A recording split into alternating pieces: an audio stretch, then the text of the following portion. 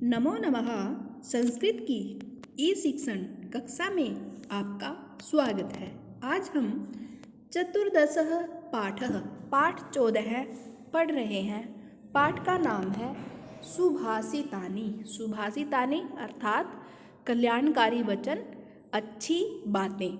तो देखते हैं पाठ में कौन कौन सी अच्छी बातें आती हैं। ध्यानपूर्वक पढ़ेंगे व समझेंगे। सबसे पहले है अभिवादनशीलस्य नित्यं वृद्धोपसेविनः चत्वारि तस्य वर्धन्ते आयुर्विद्या यशोबलम। हम एक एक शब्द का अर्थ समझेंगे व शब्दों को तोड़ तोड़ कर अध्ययन करेंगे। अभिवादनशीलस्य दो शब्द जुड़े हुए हैं।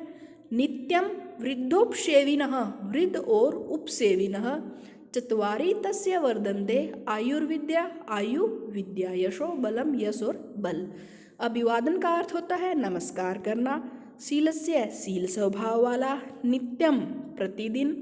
वृद्ध उपसेविनः, वृद्ध होते हैं बूढ़े बुजुर्गों की। उपसेविनः सेवा करने वाले की। चत्वारि तस्य वर्धन्ते उसकी चार चीज़ें बढ़ती हैं। कौन कौन सी चीज़ बढ़ती है?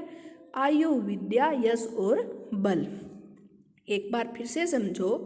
अभिवादनशीलस्य नित्यं वृद्धोपसेविनः चत्वारि तस्य वर्धन्ते आयुर्विद्या यशोबलम। प्रतिदिन बूढ़ों की सेवा करने वाले की, शील स्वभाव वाले की और नमस्कार करने वाले की चार चीज़ें बढ़ती हैं, आयु विद्या यश और बल। हम ऐसे पढ़ेंगे।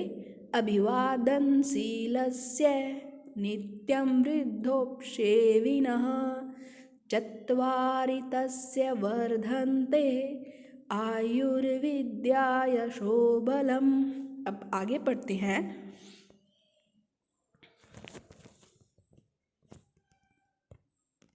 पृथ्व्यां त्रीणि रत्नानि जलम अन्नम सुभाषितम मूढ़ै पाषाणखंडेषु रतन संज्ञा विधीयते। पृथ्व्याम पृथ्वी पर, त्रीणि तीन, रत्नानि रतन है। कौन कौन से तीन रतन है पृथ्वी पर? जलम अन्नम जल और अन्न, सुभाषितम कल्याणकारी वचन, मूढ़ई मूढ़ई का अर्थ होता है मूर्ख, लोग मूर्ख होते हैं जो। पाषाण खंडेसु, खंड होते हैं टुकड़े, पाषाण होता है पत्थर, पत्थर के टुकड़ों को रतन संज्ञा विधीयते, रतन का नाम देते हैं। पृथ्व्यां त्रीणि रत्नानि जलम अन्नम सुभाषितम मूढ़ै पाषाण खंडेषु रतन संज्ञा विधीयते।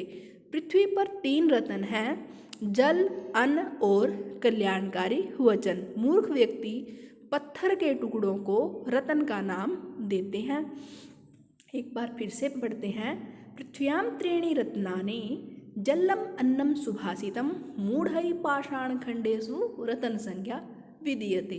पृथ्वी पर तीन रतन हैं, जल, अन्न और कल्याणकारी वचन। मूर्ख व्यक्ति पत्थर के टुकड़ों को रतन का नाम देते हैं।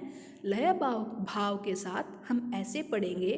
पृथ्व्यां त्रीणि रत्नानि जलम अन्नम सुभाषितम मूढ़ै पाषाण खंडेषु रतन संज्ञा विधीयते।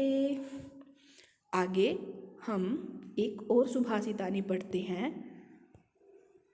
काकचेष्टा बको ध्यानम सवान निद्रा तथैव च अल्पाहारी गृहत्यागी विद्यार्थी पंचलक्षणम। काकचेष्टा, इस सुभाषितानि में हमें विद्यार्थी के 5 लक्षण बताए गए हैं कि जो अच्छा विद्यार्थी होता है वो कैसा होता है। काकचेष्टा, काक होता है कौवा, कौवे जैसे प्रयास वाला। बको ध्यानम, बगुले जैसे ध्यान वाला। सवान निद्रा, सवान होता है कुत्ता, कुत्ते जैसी नींद वाला। तथैव च, और भी, और क्या है? च का अर्थ होता है और। अल्पाहारी, अल्पाहारी कम भोजन करने वाला। गृह त्यागी, और घर से त्यागी मतलब बड़ों की बातों में न बोलने वाला, अपनी पढ़ाई करने वाला। ये विद्यार्थी के 5 लक्षण हैं। एक बार फिर से देखिए। काकचेष्टा बको ध्यानम सवान निद्रा तथैव च अल्पाहारी गृह त्यागी विद्यार्थी पंचलक्षणम। कौवे जैसे प्रयास, बगुले जैसा ध्यान, कुत्ते जैसी नींद, अल्पाहारी और गृह त्यागी ये विद्यार्थी के 5 लक्षण हैं। एक बार फिर, काक चेष्टा बको ध्यानम सवान निद्रा तथैव च अल्पाहारी गृह त्यागी विद्यार्थी पंच लक्षणम। कौवे जैसा प्रयास, बगुले जैसा ध्यान, कुत्ते जैसी नींद, अल्पाहारी गृह त्यागी ये विद्यार्थी के 5 लक्षण हैं। आगे देखिए, अलसस्य कुतो विद्या, अविद्यस्य कुतो धनम, अधनस्य कुतो मित्रम, अमित्रस्य कुतो सुखम। अर्थात अलसस्य का अर्थ होता है आलसी, ये भी विद्यार्थी के लिए है। आलसी के पास कुतो का अर्थ होता है कहाँ, विद्या, आलसी के पास विद्या कहाँ। और अविदस्य बिना विद्या के, कुतो धनम धन कहाँ, अधनस्य कुतो मित्रम और बिना धन के मित्र कहाँ, अमित्रस्य कुतो सुखम और बिना मित्र के सुख कहाँ। एक बार फिर देखिए, अलसस्य कुतो विद्या, अविदस्य कुतो धनम, अधनस्य कुतो मित्रम, अमित्रस्य कुतो सुखम।